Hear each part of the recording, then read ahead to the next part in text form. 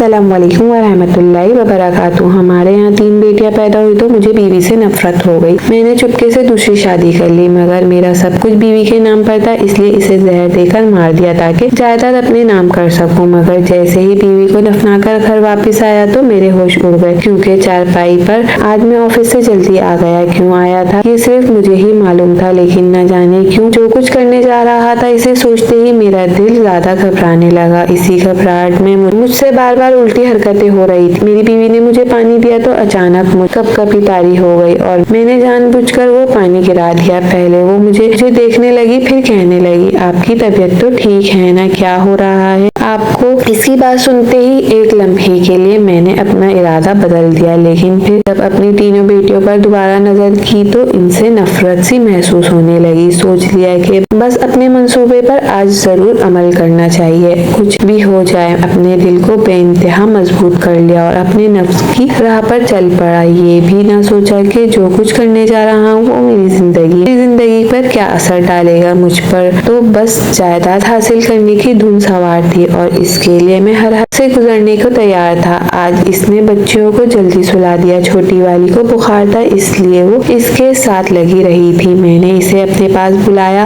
और कहने लगा, काफी दिन हो गए हैं जब से ये बच्ची पैदा हुई है, हम दोनों ने बैठकर एक साथ रात को चाय नहीं पी, बातें नहीं की।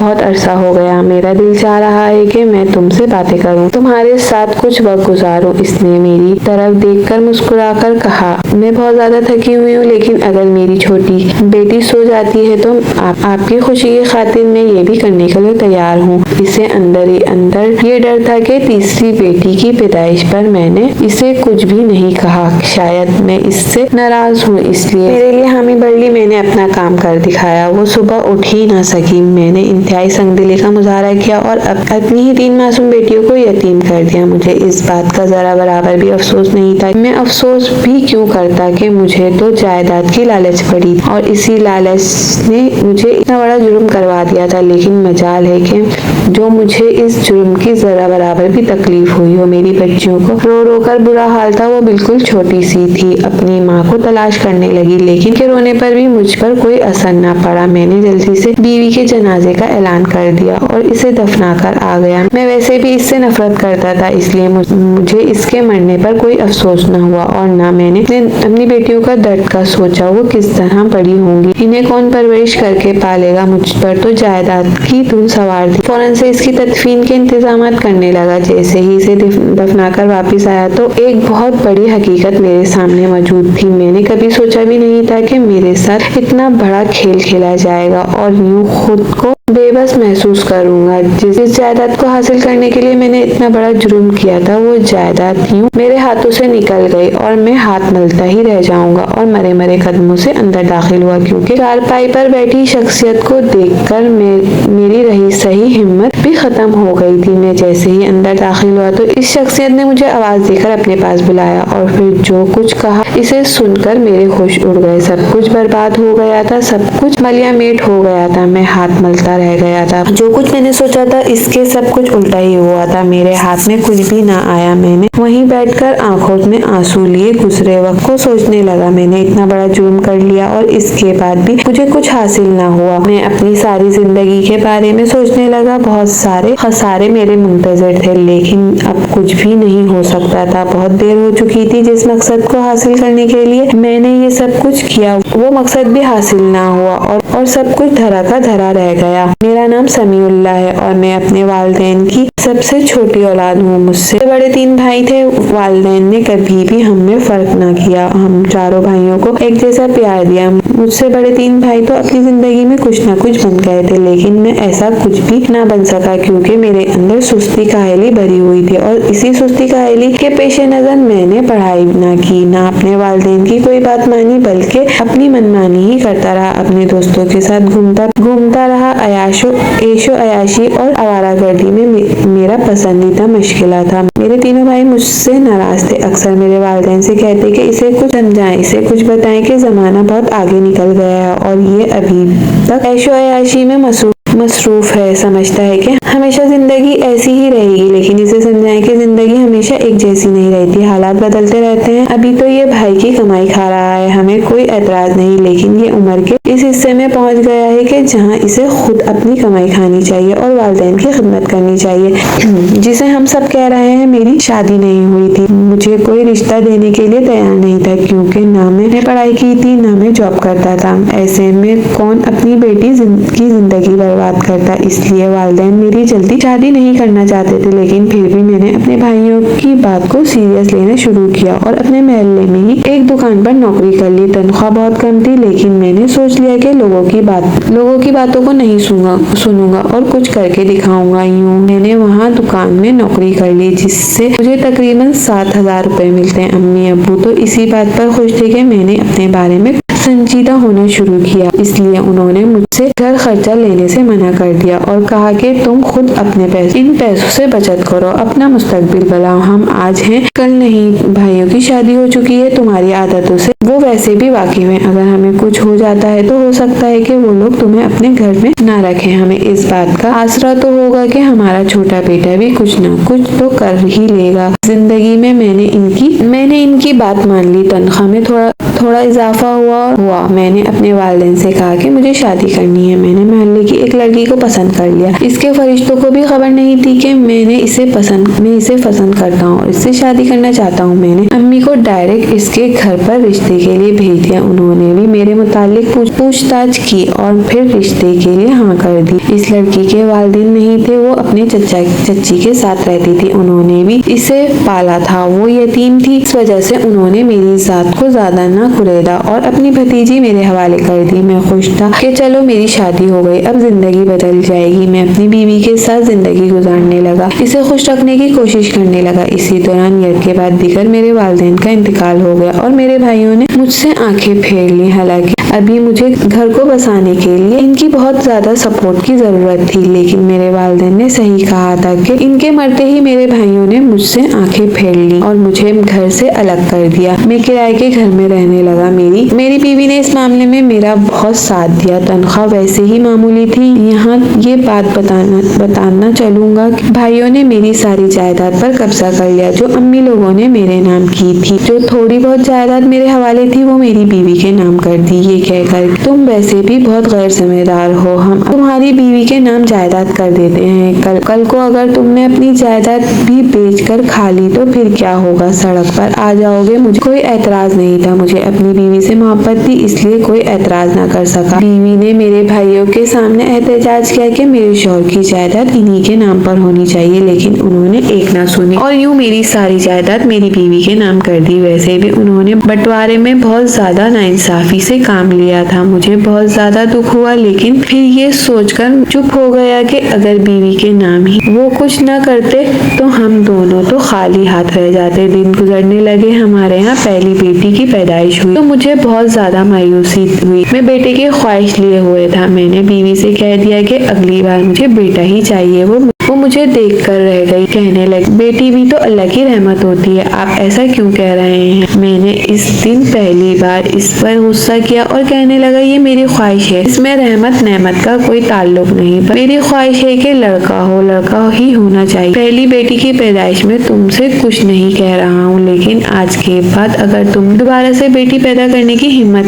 पैदा की तो मुझसे बुरा कोई नहीं होगा। मेरी बात सुनते ही वो मुझे यूं देखने लगी जैसे मैं कोई पागल इंसान हूँ, और वाकई ऐसा ही था। मैंने खुद को पागल साबित करने में कोई कसर न छोड़ी। मेरी बीवी अब मुझसे काफी हद तक दूर हो गई हो। वो हर वक्त डरी सहमी रहती, मुझसे बात भी ना करती। इससे जितना करीब होने की कोशिश करता वो मुझसे इतना ही दूर हो जाती। मुझे समझ नहीं आ रहा था कि आखिर ऐसा क्या हो गया है। इसी दौरान इसके चचा चच्ची को इस पर रहम आ गया और इसके वालिद साहब की जितनी भी जायदाद बनती थी उन्होंने वो मेरी बीवी के नाम कर दी। तब इसे तहफ्फुज़ का एहसास हुआ और इसे लगा कि जायदादें इसके नाम पर हैं तो मैं इसे छोड़कर नहीं जाऊंगा। इसमें हिम्मत आ गई और दूसरी बार भी जब लड़की पैदा हुई तो मैंने इसे गुस्से भरी निगाहों से देखा तो कहने लगी, इसमें मेरा कोई अमल दखल नहीं, ये अल्लाह की देन है। अगर आपको मेरे साथ गुजारा नहीं करना तो आप साफ साफ कह दीजिए, मैं अपनी बेटियों को लेकर यहाँ से चली जाऊंगी, लेकिन खुदा के वास्ते मेरे बच्चों पर इस तरह उंगली न उठाइए, वो मेरे लिए इस दुनिया में सबसे ज्यादा अजीज है। इसकी बात सुनकर मुझे बेतहाशा गुस्सा आ गया कि वो मेरी मोहब्बत की बदौलत ही मेरे घर में मौजूद थी, राज कर रही थी, और आज जब मैंने इससे बेटे की ख्वाहिश जाहिर की तो वो मुझसे साफ और वाज़ेह तौर पर कहने लगी कि आप मुझे छोड़कर चले जाएं। इसकी हठधर्मी मुझे बिल्कुल भी पसंद न आई और मैंने सोच लिया कि इसके ऊपर सौतन लाकर रहूंगा, क्योंकि ये सच और हकीकत थी कि मैं इसे छोड़कर नहीं जा सकता था। मेरे भाइयों ने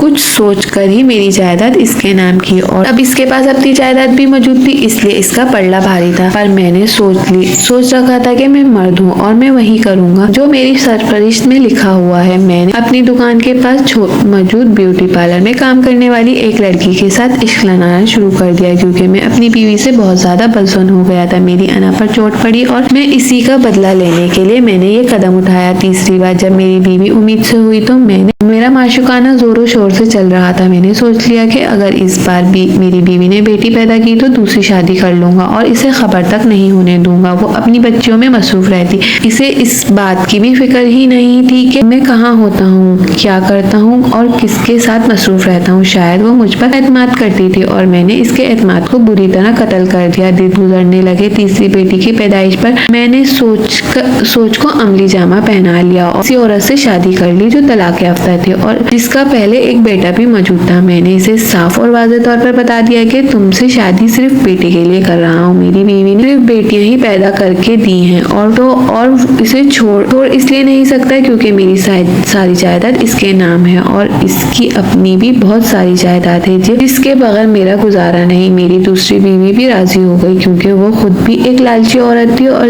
इससे मैंने काफी ज्यादा अयाशी में रखा हुआ था, इसलिए वो इस बात पर राजी हो गई कि पहली बीवी को नहीं छोड़ूंगा। लेकिन अब सूरत हाल ये हो गई कि मुझे अपनी पहली बीवी से सख्त नफरत महसूस होने लगी। इसे जब देखता तो दिल चाहता कि इसे इस घर से निकाल दूं, लेकिन बेहद मजबूर था। वो मुझे जहर लगने लगी थी। मेरा दिल बिल्कुल भी इसकी तरफ नहीं लपकता था। वो अक्सर मुझसे इस रवैये की शिकायत करती तो मैं इससे कहता कि तुमने मुझे 3 बेटियां पैदा करके दी हैं, ये इसी वजह से है, जबकि असल वजह तो ये थी कि अब मैं अपनी दूसरी बीवी में दिल लगा बैठा था और इसी के पास जाने को तरजीह देता था। मैंने इस राज को अपनी पहली बीवी से छुपाया हुआ था क्योंकि ऐन मुमकिन था कि अगर ये राज इसको पता चल जाता तो वो मुझे घर से निकाल देती, क्योंकि वो जायदाद की मजबूत उम्मीदवार थी और मेरे पास एक फूटी कौड़ी भी नहीं थी। इसलिए मैं तक ना चाहते हुए भी इससे नफरत होने के बावजूद भी अभी तक इसे नहीं छोड़ा था। वक्त के साथ साथ मेरी इससे नफरत में इजाफा होता चला गया। जब भी मैं अपनी तीनों बेटियों पर नजर करता तो बहुत अफसोस होता कि ये क्या हो गया। अगर मैं पहले ही सही फैसला ले लेता तो आज ये सब कुछ ना करना पड़ता। मैं अपने भाइयों से लड़ जाता लेकिन जायदाद तो अपने नाम करवा देता। अब तो मैं दिन रात यही सोचने लगा कि किस तरह जायदाद को बगैर किसी फसाद और झगड़े अपने नाम कर लूं ताकि पहली बीवी को तलाक दे सकूं और आराम से दूसरी के साथ रह सकूं।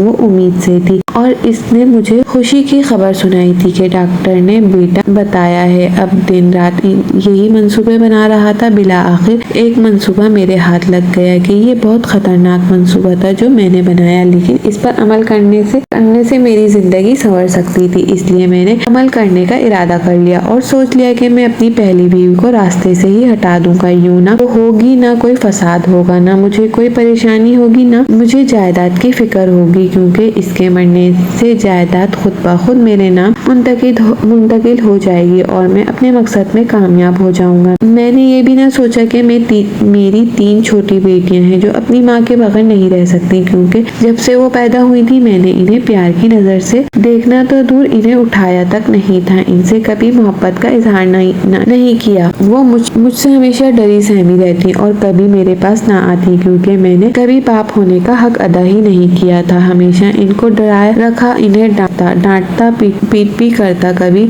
मोहब्बत से ना देखा ना बुलाया ना किया। ऐसे में वो मुझसे कैसे मोहब्बत जता सकती थी। वो अपनी माँ के पल्लू से चिपक कर रहती और जब भी मैं घर आता तो चुपके से दौड़कर अपने कमरे में भाग जाती। छोटी वाली तो बहुत छोटी थी, कभी कभी मुझे देखकर हंस पड़ती, लेकिन तब भी मेरा दिल ना पिघलता। और अब तो मैं इनकी माँ की जान लेने का ही सोच लिया था। इस मकसद को अमली जामा पहनाने के लिए मैं ऑफिस से जल्दी आ गया और जल्दी आते ही मैंने घबराहट में बहुत सी ऐसी गलतियां की कि मेरी बीवी मुझे गौर से देखने लगी। कहने लगी, आज आपकी तबीयत मुझे ठीक नहीं लगती।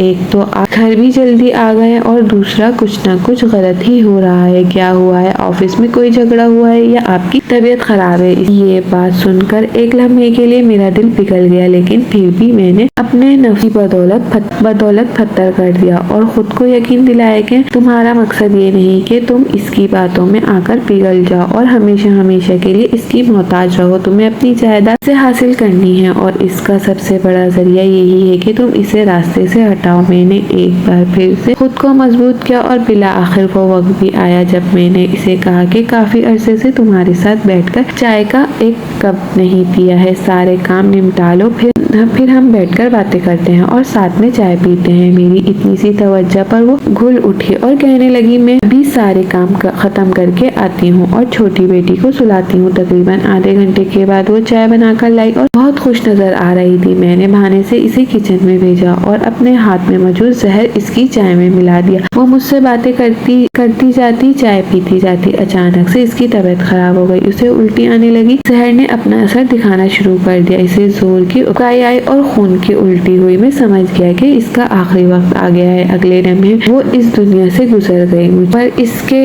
इस तरह के दुनिया से चले जाने पर भी कोई असर न हुआ। मैंने बड़ी बेदर्दी से इसे मार डाला और फिर इसके जनाजे में भी जल्दी करनी शुरू कर दी। इसके रिश्तेदार आए, रोना धोना डाला। मैं इनका ये रोना धोना भी बर्दाश्त नहीं कर सका और तदफीन में जल्दी मचानी शुरू कर दी। यूं वो रात को मरी और सुबह जोहर से पहले इसे दफना दिया। मैं बहुत ज्यादा खुश था कि मैंने अपना मकसद हासिल कर लिया, क्योंकि मैंने अपनी आंखों से देखा था कि मेरे भाइयों ने इस कागज पर लिखा था कि अगर इसकी बीवी को कुछ हो जाता है तो इसकी जायदाद इसे मिल जाएगी। इसी वजह से तो मैंने इतना बड़ा कदम उठाया था। मेरी दूसरी बीवी ने मुझे ये कदम उठाने के लिए बहुत ज्यादा सपोर्ट किया था। इसी ने तो मुझे आइडिया दिया था, मैंने सिर्फ अमल किया था। बीवी को दफनाते हुए जब रास्ते में मैंने अपनी दूसरी बीवी को ये खबर सुनाई तो वो बहुत ज्यादा खुश हुई। कहने लगी, तुमने तो बहुत ज्यादा तेजी से काम लिया है, मैं बहुत खुश हूँ। हम अपनी जिंदगी बेहतरीन तरीके से शुरू कर सकते हैं। यही खुशी लेकर मैं घर आया और इसी वक्त घर आया तो एक ऐसी शख्सियत को देखा जो मेरे घर पर चारपाई पर सहन में बैठी हुई थी और मेरी ही मुंतजिर थी। इस शख्सियत को देखकर मेरे कदमों तले से जमीन निकल गई। सारी खुशी जो रास्ते में मैं अपनी बीवी से बांटता आया था, एक लम्हे के लिए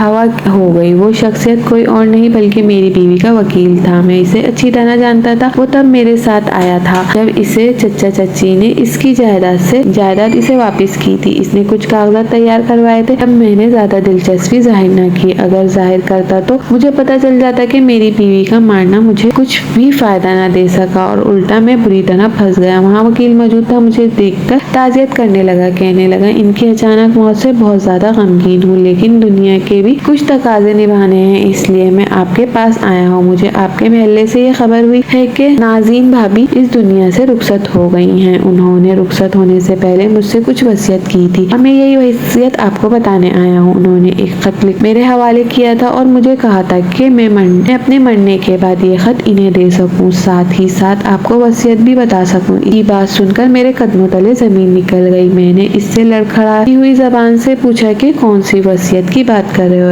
ऐसा खत आपके पास? मेरी बात सुनते ही उसने मुझे वसीयत और खत दोनों पकड़ा दिए और जैसे जैसे वो दोनों तहरीरें पढ़ता गया मेरे पैरों तले जमीन तो क्या सर के ऊपर से आसमान भी उठ चुका था। ये मेरे साथ क्या हो गया? जो कुछ मैंने सोचा था इसमें से कुछ भी मेरे काम ना आया। अलबत्ता मैं एक बहुत बड़े कातिल का मुर्तकिब हो गया। मैंने अपनी बीवी अपनी ही बेटियों की माँ को मौत के घाट उतार दिया इस जायदाद के लिए जो मेरी कभी ना थी ना कभी हो सकती थी। मेरी बीवी ने शायद अपने बुरे वक्त को जांच लिया था, इसलिए इसने वकील से कागजात तैयार करवा लिए थे जिसमें वाज़ेह तौर पर लिखवाया था कि मेरे मरने के बाद मेरी सारी जायदाद मेरी बेटियों के नाम पर मुंतकिल कर दी जाए और शौहर के नाम पर कुछ भी ना रखा जाए, क्योंकि इन्हें इस वक्त सबसे ज्यादा तहफ्फुज़ की जरूरत है। मेरे शौहर को इनसे कोई दिलचस्पी नहीं है, इसलिए इनकी और अपनी सारी जायदाद अपनी रजामंदी से मरने के बाद अपनी बेटियों के हवाले करना चाहती हूँ। साथ ही साथ इसने ये हिदायत भी की थी अगर मुझे कुछ हो जाए तो मेरी बेटियों को एक ऐसे बेऔलाद जोड़े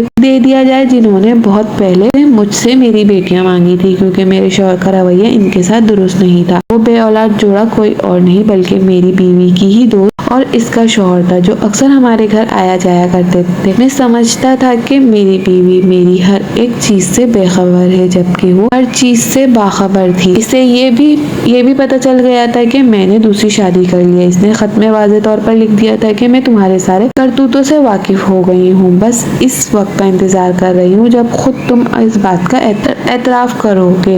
लेकिन वो मेरी बातों में आ गई और यूं अपनी मौत मेरे हाथों से चुन ली। मैं ये नहीं जानता था कि इसने मेरे सारे करतूतों से वाकफियत के बाद हिफाजती तौर पर बहुत इकदाम कर रखे थे। मैं अपनी दूसरी बीवी में मगन था तब इसने सारे इकदाम किए थे। वकील ने जब ये सारी बातें की तो मैं हैरानी से इसे देखने लगा। वो बेऔलाद जोड़ा भी इसके साथ ही मौजूद था। मेरी तीनों बेटियों को लेकर अपने घर चला गया। मैंने अपनी दूसरी बीवी को अपने घर बुलाया, इससे इस बात को छुपा लिया कि बहुत जल्द जायदाद मेरे नाम हो जाएगी।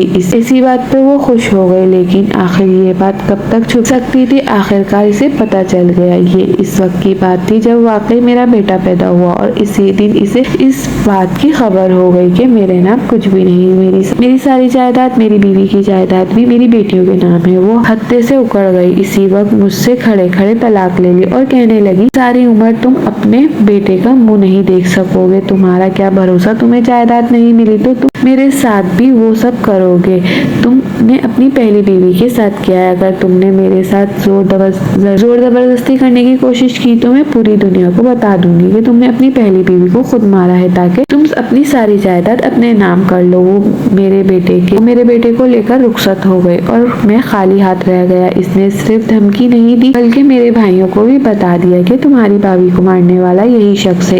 इसने अपने आप को बरीउज़िम्मा करार दे दिया। हालांकि मुझे आइडिया देने वाली मेरी दूसरी बीवी थी जिसने मुझे पूरी दुनिया में रुस्वा कर दिया। सारा इल्जाम मुझ पर डाल दिया और मुझे सबकी नजरों में गिरा दिया। मेरे तमाम अपनों ने मुझसे ताल्लुक तोड़ दिया। पहली बीवी को मैंने खुद इस दुनिया से अपने हाथों से रुखसत किया। बेटियों का मेरी पहली बीवी ने पहले ही इंतजाम कर दिया था। शायद इसे अपनी मौत की खबर हो गई थी और दूसरी बीवी ने मेरे कारनामे देखते हुए और जायदाद हाथ न आने की वजह से मुझे छोड़ दी। मेरे हाथ कुछ भी न आया। जब लोगों को पता चला तो मैं कातिल हूँ तो मेरी नौकरी भी छूट गई और मैं सड़क पर आ गया। घर का किराया न भर सकने की वजह से मालिक मकान ने भी घर मुझसे छीन लिया। मैं दर बदर फिरने लगा, सड़क पर सोने लगा, भीख मांगकर अपना गुजारा करने लगा। मैं क्या था और क्या से क्या हो गया। जिंदगी के 5 साल इसी तरह दर बदर गुजारे। मैं हर रोज रोता और यही सोचता कि मैंने बहुत बड़ा गुनाह किया है। अपनी बेटियों को इनकी माँ से महरूम किया है। अपनी नेक सीरत और मासूम बीवी को हमेशा हमेशा के लिए मौत के घाट उतार दिया इस जायदाद के लिए जो मेरे हाथ